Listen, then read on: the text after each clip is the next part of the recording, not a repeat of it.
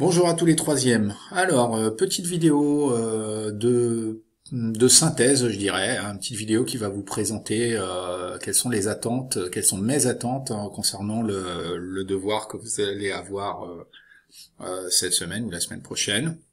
Alors, pour cela, on va revoir un peu les deux documents vus en classe, c'est-à-dire ce premier document, avec le rappel de ce que nous avons fait depuis le début, et puis la fiche connaissance, l'ensemble de la fiche connaissance, et revoir les éléments importants de cette fiche de connaissance. Alors tout d'abord, le bilan de la séquence, resituer ce que nous avons fait depuis le début, c'est très important.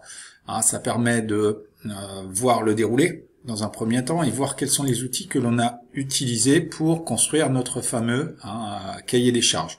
Ce cahier des charges fonctionnel qui nous permettra la conception du support, de notre support de plateau. Donc, dans un premier temps, ce que nous avions fait, c'est qu'on a identifié le besoin de Monsieur Cook. D'accord, ce restaurateur qui n'a pas le temps à la fois d'assurer le service et la préparation des repas, et qui cherche donc une solution. Et l'engagement d'un serveur pour lui, c'est compliqué. Donc, on a essayé d'identifier le besoin. Pour identifier le besoin, on utilise un outil qu'on appelle un outil Betacorn. Donc c'est ce que je vous disais, c'est un outil utilisé dans le milieu de l'entreprise, dans le milieu de l'industrie. Et cet outil, pour utiliser cet outil, il faut répondre à ces trois questions. À qui rend-il service, sur quoi agit-il et dans quel but? Bien sûr, on parle dans l'objet. Si on arrive à répondre à ces trois questions-là, c'est que le besoin est réel et que l'objet est faisable. Ensuite, eh bien, Monsieur Cook nous a fait le listing des contraintes qu'il souhaitait concernant notre support de plateau, puisque l'objet que l'on va concevoir, c'est un support de plateau qu'on va devoir adapter sur un robot Mbot. Et donc, ces contraintes, c'est-à-dire les obligations à satisfaire, ça vous devez le savoir, ces contraintes, elles viennent des exigences de Monsieur Cook.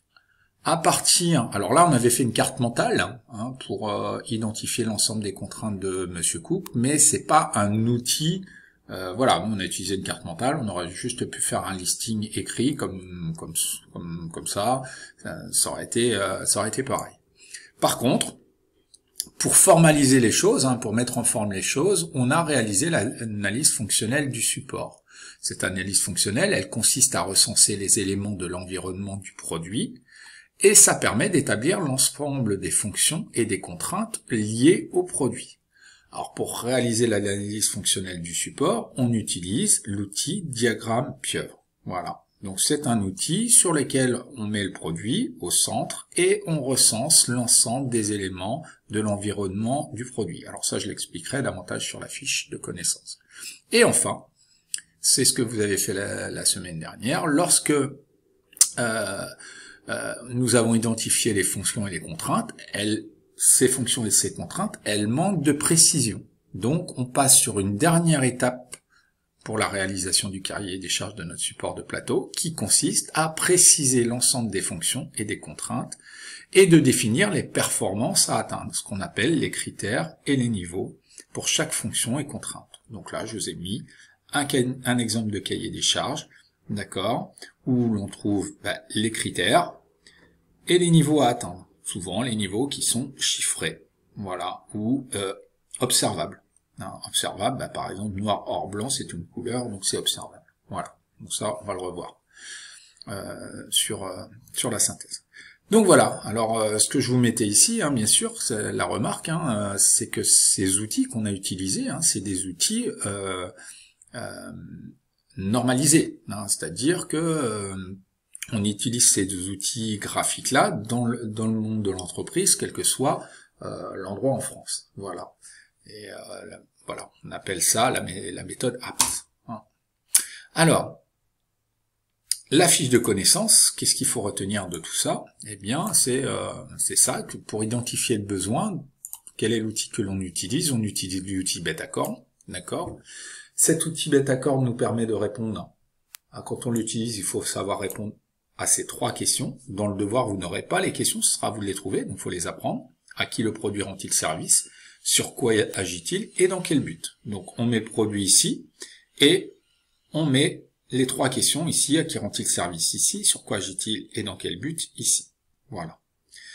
Et le besoin, hein, quand on identifie le besoin, on sait bien que le besoin, hein, il peut évoluer dans le temps, bien sûr, hein, grâce au progrès technique, à la modification des modes de vie, aux conditions économiques. Le téléphone, par exemple, hein, il y a 25 ans, il n'y avait pas de téléphone portable, hein, et nos modes de vie actuels font qu'on ne pourrait pas se passer de notre téléphone portable. Donc on voit bien que la modification des modes de vie a permis à ce besoin qui est de communiquer d'évoluer, hein, et puis c'est aussi surtout les progrès techniques qui ont permis de faire des produits de très haute technologie qu'on peut avoir actuellement, hein, avec un condensé de technologie dans un appareil très petit. Voilà.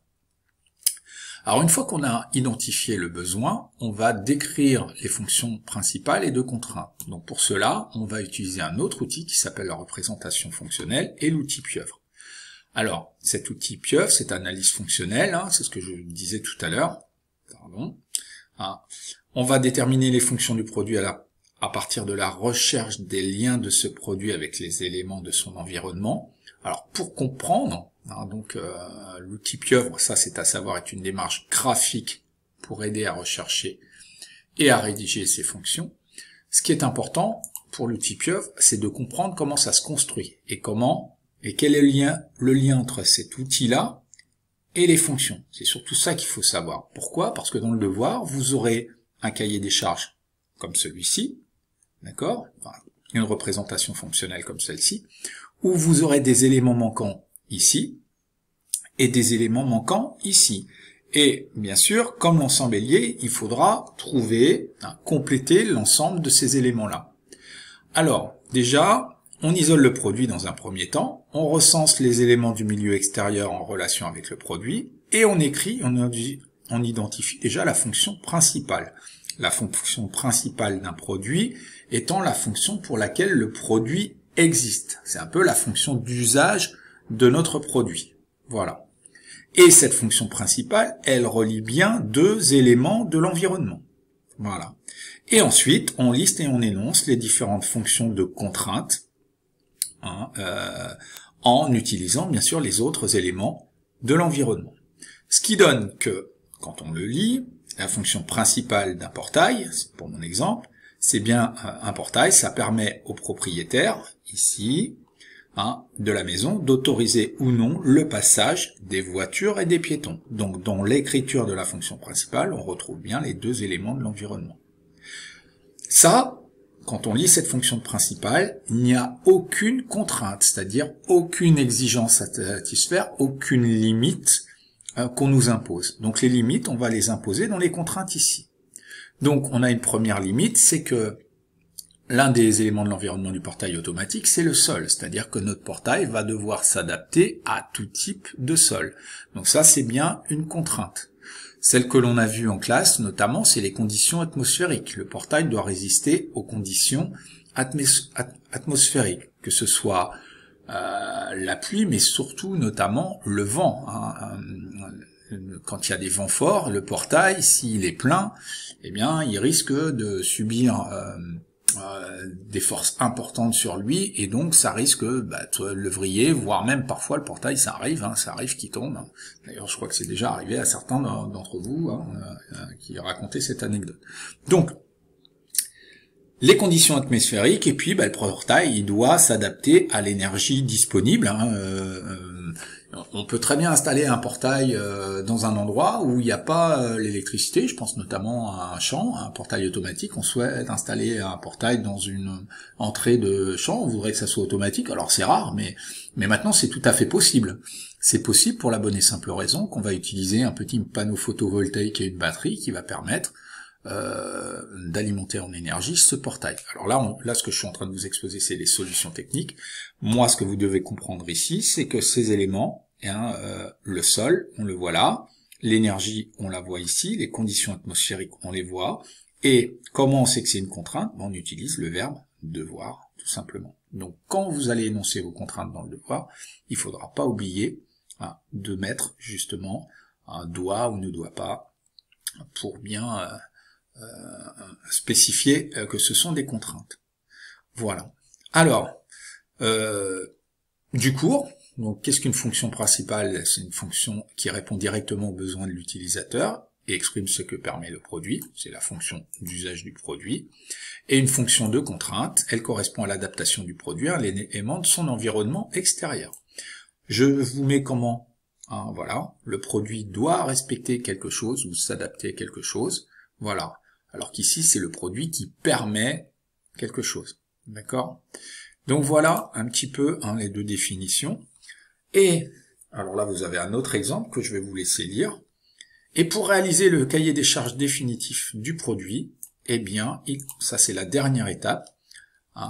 On inscrit les fonctions principales et de contraintes dans un tableau. Mais il faut définir dans ce cahier des charges les performances à atteindre pour chaque fonction principale et chaque fonction contrainte. En effet, ça manque encore de précision ici. Donc, comment va-t-on préciser les fonctions principales et les fonctions de contrainte? En définissant des critères qui vont préciser la fonction. Alors c'est quoi un critère? C'est quelque chose, c'est une caractéristique qui peut s'observer ou se mesurer. Alors si je prends un exemple, ici la vitesse elle peut bien se mesurer, le bruit peut se mesurer, par exemple la couleur ça peut s'observer, pour la couleur d'un objet, voilà. Et ensuite il va nous indiquer la performance à atteindre ou à respecter, voilà. Donc là encore, vous voyez sur ce tableau là c'est assez flagrant. Si on lit un petit peu ce petit cahier des charges de l'aspirateur robot, même si j'aime pas la manière dont les fonctions sont rédigées, ça permet quand même de voir la notion de critères et de niveau ici. Voilà. Donc, à l'issue de la conception, ce cahier des charges va nous permettre de concevoir le produit, et à l'issue de la conception, l'objet fini devra être conforme à ce contrat. C'est-à-dire que vous, lorsque vous aurez terminé le support de plateau, nous vérifierons bien sûr que celui-ci correspond à l'ensemble du cahier des charges défini. Voilà un petit peu pour ceux qui auraient eu besoin d'une petite piqûre de rappel, ce que je vais vous demander. Donc je vous disais, vous allez avoir une partie courte, mais vous allez aussi avoir beaucoup de compréhension, c'est-à-dire des objets que vous allez devoir étudier, que vous ne connaissez pas. Enfin, vous connaissez les objets, mais voilà, on les a pas étudiés en classe, ces objets. Et donc, vous devrez me réaliser, une première fois une bête à cornes, une autre fois l'outil pieuvre, et puis une autre fois un cahier des charges complet. Voilà. Et donc, c'est sur ces compétences-là que moi, je vous évaluerai. Voilà. Donc, j'espère que cette petite vidéo vous aidera un peu plus à y voir un petit peu plus clair. Normalement, si vous avez été notamment attentif et investi en classe, c'est surtout ça qui est important. C'est pas la synthèse en elle-même qui est importante, c'est ce que vous avez vécu avant. Allez, je vous souhaite bon courage et je vous dis à bientôt.